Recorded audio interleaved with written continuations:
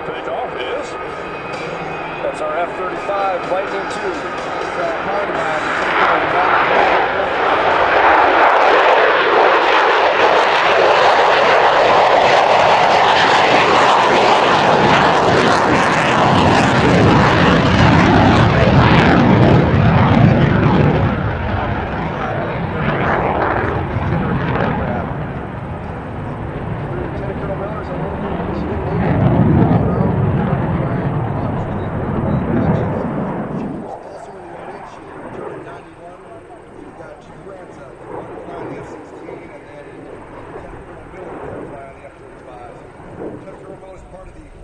Fighter Squadron, previously flew F-16 for 14 years. The Air Force's Reserve's operational F-35 pilot. The A-10 you're seeing flying is from the 107 Fighter Squadron from right here is Selfridge Air National Guard Base. This year, the 107 Fighter Squadron is celebrating its 100th year anniversary along with that of Selfridge. And the A-10 you see flying has been painted by the with the squadron emblem 17, where the squadron entered World War I, training French pilots in the art of aerial combat. They were called back into action during World War II, like the P-51 and the F-6, conducting submarine control along the U.S. coast, and later tactical reconnaissance missions in the European theater of operation. Most recently, the 107th is deployed in Operation Inherent Resolve in the fight against ISIS in Syria and Iraq. There with the F-35 and the A-10, and the F-35 does a great job of taking out any complex surface-to-air missiles, and the A-10 does a nice job with its Gatling gun destroying enemy tanks. So we're able to have a scenario where the F-35 is able to kick in more, take out the high-threat surface-to-air missiles. With the A-10, we're able to hand off targets with our Gatlings. The A-10 is able to straight the tanks and take out any enemy vehicles. It's a great combination. Unique aircraft, a legacy A-10, and then the future of fighter aviation with the F-35A. Just became initially operational capable last year in 2016, and already we've been flying 3,000 sorties here at Hill Air Force Base. So we're extremely excited to bring it here to Selfridge, and it's just a phenomenal platform and a great aircraft. A great pass review by Lieutenant Colonel Miller along with Rock.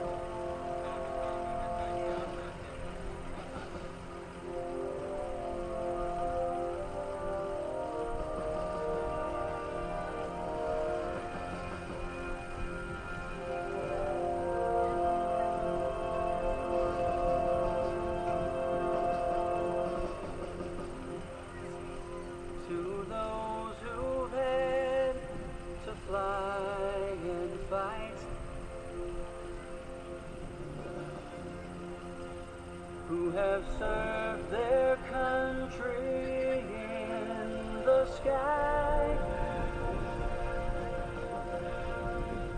with a grateful heart and watchful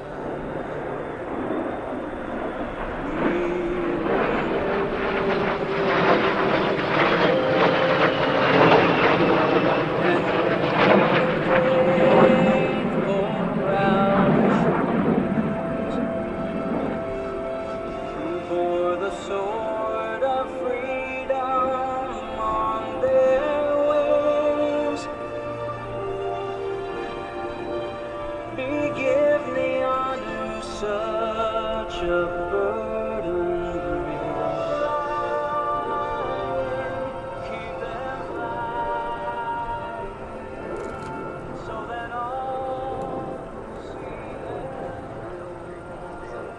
F-16 software engineer, and this is what he does on his part-time job, flying F-35s.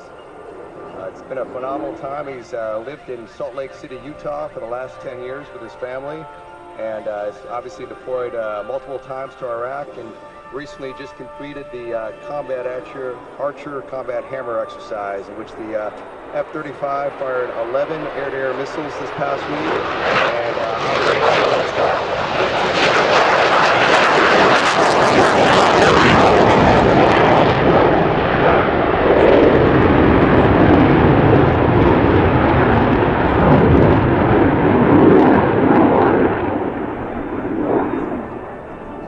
and we're going to basically get, we just declared initial operational capability here in 2016, and the jet's been performing great. Hats off to our maintenance team.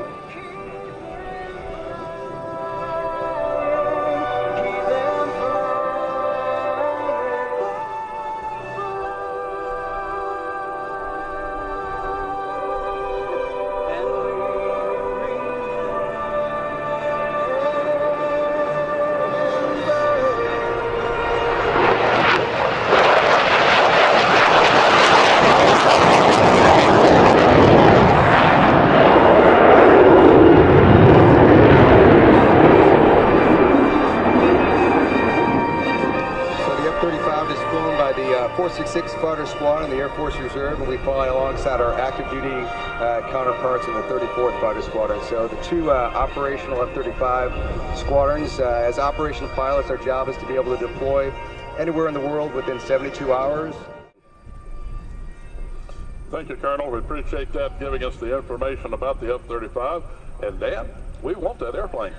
Well, you may have seen some things in the media. One of the focuses of the Michigan Air National Guard, Selfridge is on the short list for potential basing of F-35s.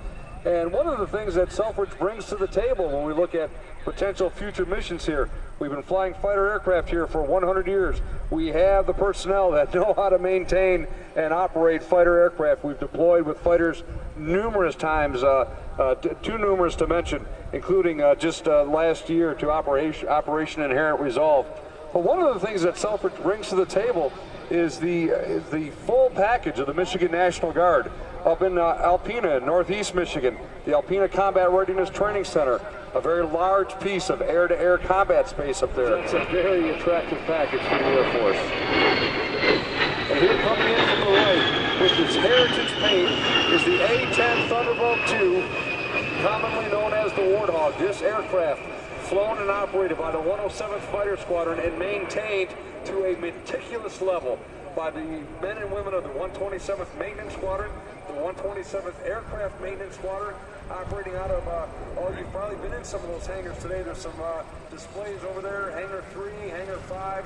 That's where those folks hang out and do all. In 1926, that was federally recognized and became, at that time, the 107th the 107th Aero Squadron, the 107th Observation Squadron, through several changes, and today the United States Air Force's 107th Fighter Squadron, one of the oldest flying units in the Air Force today. The distinctive stripes that you see on that aircraft are known as invasion stripes, and that really speaks to the World War II heritage of the 107th Fighter Squadron. As mentioned, that squadron was activated for World War II. The citizen airmen of the Michigan Air National Guard. Photo reconnaissance to the senior war planners, and for its participation in the Battle of the Bulge, the 107th Observation Squadron received the Presidential Unit Citation.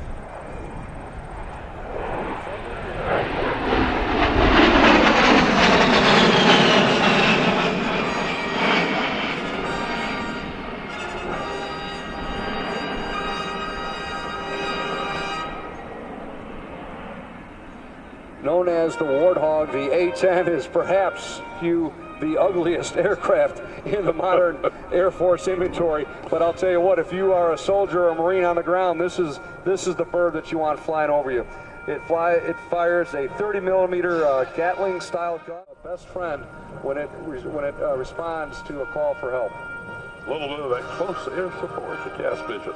And, well, you know, fortunately, really truly, the Warthog is not the prettiest airplane. in the inventory, but we've got some competition that's going to be taking off here in just a minute.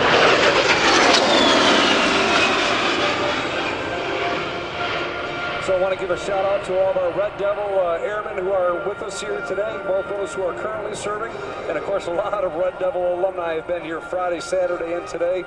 So if you are part of the extended Red Devil family, I'd like you to share some of those stories with us on social media. You can tag that at Selfridge 100 and at Live Air Show TV. That is the Mohawk.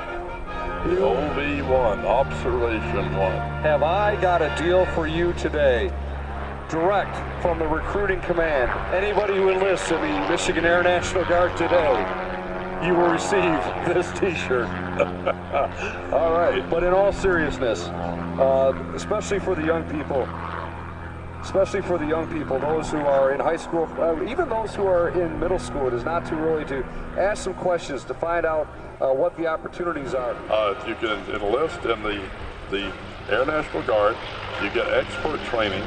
You get leadership skills that are so lacking in industry today. And it's very, very important that we develop new leaders, we develop skilled individuals. And if you want to be a pilot, well, now's the time to start training to get it on. That all of our technical schools all across the nation can produce. So the Air Force is the way to learn that, and you get paid while you're doing it. Hugh, real quick, while our next set of aircraft are taking off, I just want to take a second to thank all the people who are making both this live stream possible, showing it out on the Jumbotrons. There's a lot of people from Live Air Show TV. You talk about teamwork. None of this happens by itself. It's just like that pilot in the cockpit. He's not flying that aircraft all by himself. There's a big stream of people behind the scenes making it happen. So thanks to everybody who's working so hard, putting on this great air show today. And nobody gets to see that.